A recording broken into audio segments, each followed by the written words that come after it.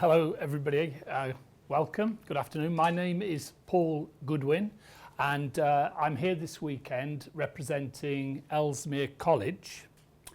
My two children now are out at work and they've been right through the system, and they both started in the system at the age of 5, and I was in the same position as you are today, perhaps, thinking about how to choose and what to look for in a school.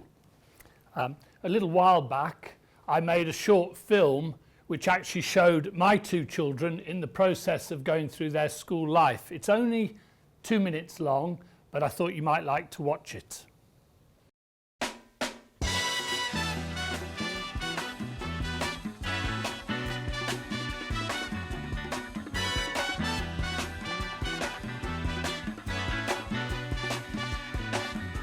Hush not, child, and don't cry.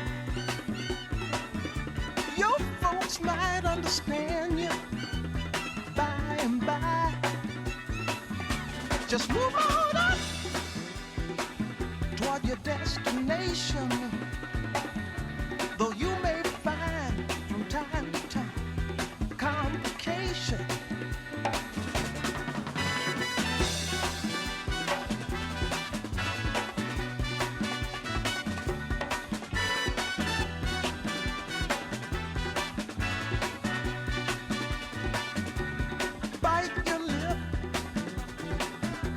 And take the trip, though there may be wet road ahead and you cannot slip. Just move on up, for peace you'll find into the steeple of beautiful people where there's only one kind. So hush not, child, and don't cry. Understand you by and by. Move on up and keep on wishing. Remember your dream is your only scheme, so keep on pushing.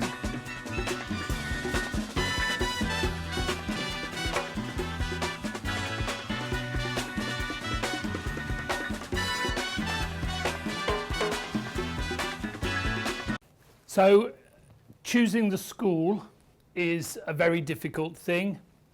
What we're trying to look at today is just to help you looking at a school and then perhaps visiting and what to look for when you visit. One of the things to think about, just check this, is there a, no. The location of the school is quite important, because as parents you want to be involved with the school as much as you possibly can, which will include visiting the school. And it's important that you understand the location of the school, Manchester, Birmingham, London, wherever, in terms of your visiting, because you're likely to do this a number of times over the next 2, 3 or 5 years. I've mentioned just there, everybody focuses on London and Heathrow, but when you arrive at Heathrow, you're still 45 minutes to get into the centre of London, and then you've got to go out from there. So understanding a little bit about where to go to and which is the easiest route for getting around the country is important. I have some work at the moment to place some families from China that are involved in a nuclear power plant building project. And because there are quite a number of students, it's important to find pockets around the country where the transport link is good. When you're looking at schools, that's probably what you need to do. And I mentioned there the train line, for example. That helps you to plan the journeys quite easily. So a website like that can help you. And the other website of booking.com obviously is for the hotels and so on. So you can do a lot of this work yourself before going, and also in terms of planning for a few years ahead. When you arrive at the school, you are going to meet either the head teacher or a senior teacher. initially arriving at a school, they're all incredible places. They're very different. So you want to think carefully about the meeting that you will eventually have with the senior teacher. This is your chance to really find out about the school. So ask the head teacher, what are the strengths of the school? Or what future plans do you have for the school? So you want to hear this from the people that are running the school to get an understanding of their feelings about the school. How long has the head teacher been in the school? What are the achievements that the school has made recently?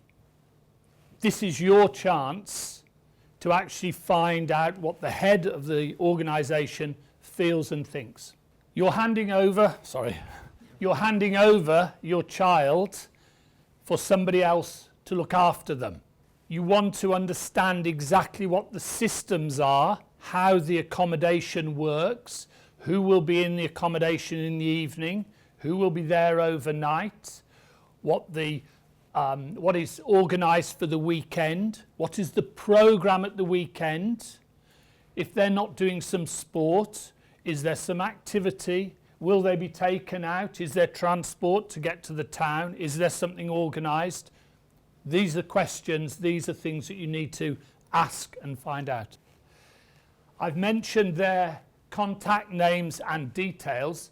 From the first meeting, try to make contact. It's really easy now on my phone here. Whoops, oops, thrown money. Sorry. On my phone, I'm often in touch with China, people abroad very quickly. So try to establish either Skype, WeChat, somebody straight away from the school that when you have those other questions, go straight onto the phone and say, oh, I've got another question. The schools will welcome it. You can never ask too many questions. The staff lists, ask to see the staff list, the teachers, their qualifications, which universities they went to. Every school should have that list. It should really just come in with the profile pack. What are the ways in which the schools speak to you? They tell you about the progress. How easy will it be for you to find out about progress of your child? So you want to know those systems and find that information out when you go round. We'll talk about school facilities now. There are many facilities in a school, from swimming pools to theatres to shooting ranges and so forth.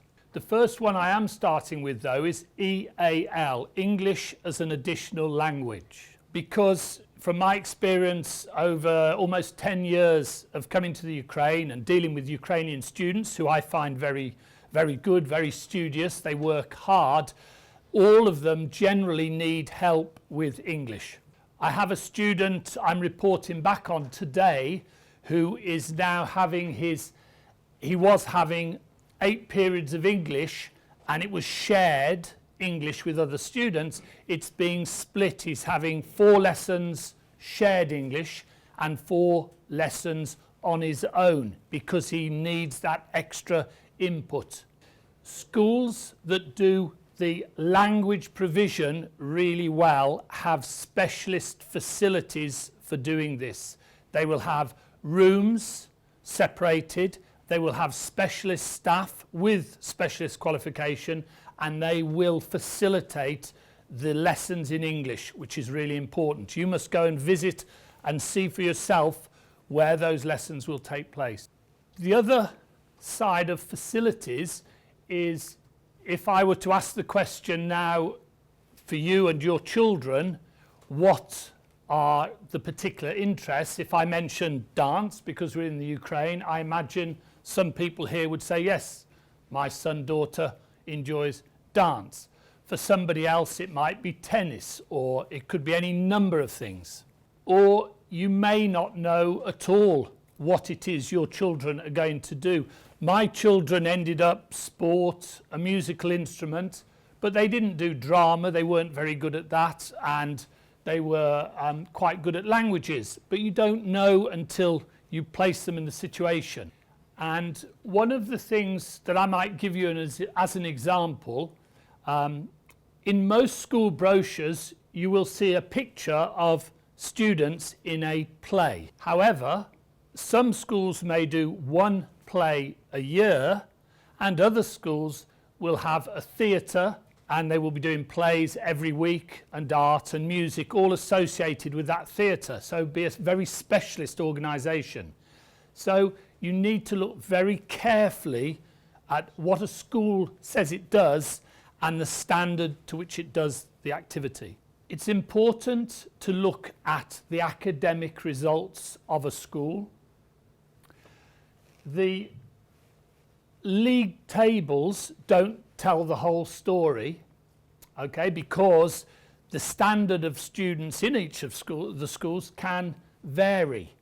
When you're doing your homework looking at a school, on their website they should have their A-level results, and also they should have a list of the universities that the students went to.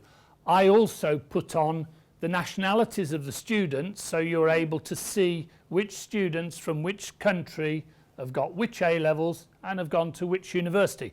That's important to give you a feel for the size of the school and how academic a school is. Underneath there I've put meeting children going into classes. If, and I presume this is why you're here, you are going to go and visit a school, then it's really important, and normally a school would try to make sure that you experience, while you're in the school, an opportunity to talk to students and even to go into some of the classes and see what is going on. If they don't do that, I suggest you ask to meet a student from the Ukraine or an international student that could tell you a bit more about the school. That's the end for the moment. I've covered, actually, when we go through, about 5 or 6 main points. And those 5 or 6 points actually give you an easy list to remember, to cover the basics, to think about them.